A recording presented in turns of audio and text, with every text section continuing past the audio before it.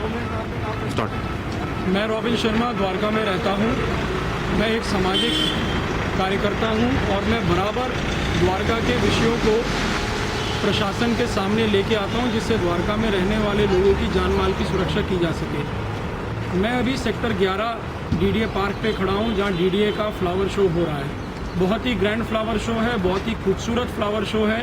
यहाँ लोग अपने बच्चों के साथ आ रहे हैं और बच्चे भी बहुत खुश होके इस फ्लावर शो का मज़ा ले रहे हैं। यहाँ पे डीडीए के सारे डिविजन्स के जो हॉर्टिकल्चर के जो तमाम 11 डिवीज़न हैं, उन लोगों ने यहाँ पे शिरकत की है और एक अच्छा फ्लावर शो प्रेजेंट करने का प्रयास किया है।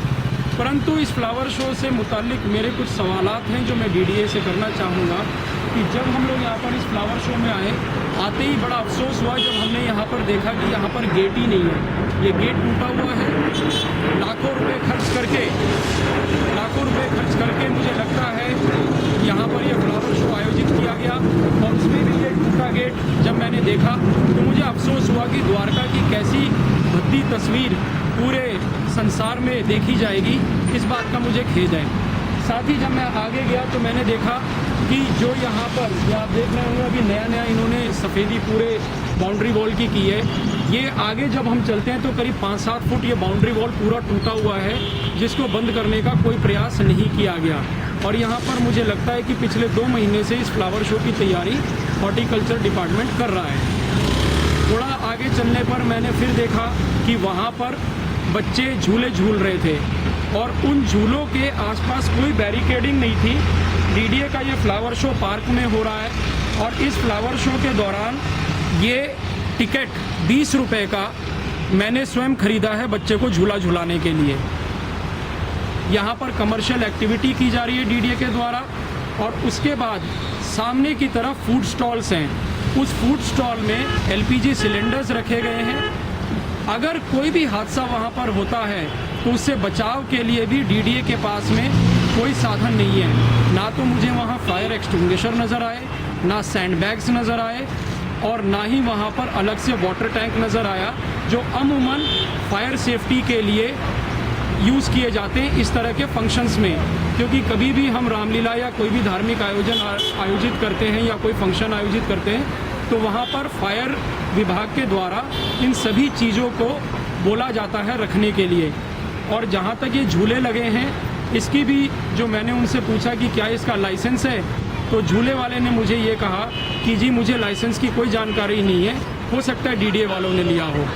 शायद उस पर भी एक प्रश्नवाचक चिन्ह लगता है।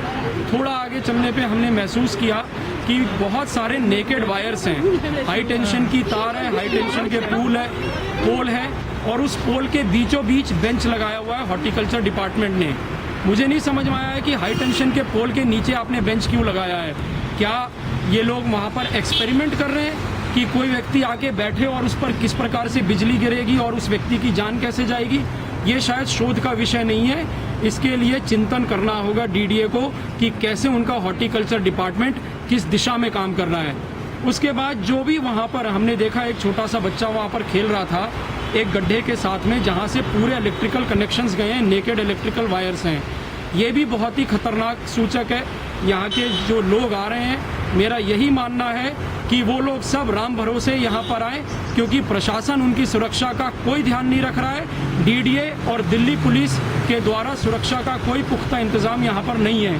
गेट पर डीएफएमडी गेट होने चाहिए थे, मेटल डिटेक्टर्स होने चाहिए थे, वो भी यहाँ पर नज़र नहीं आया। लोग आ रहे हैं, जा रहे हैं, उनकी कोई चेकिंग नहीं है।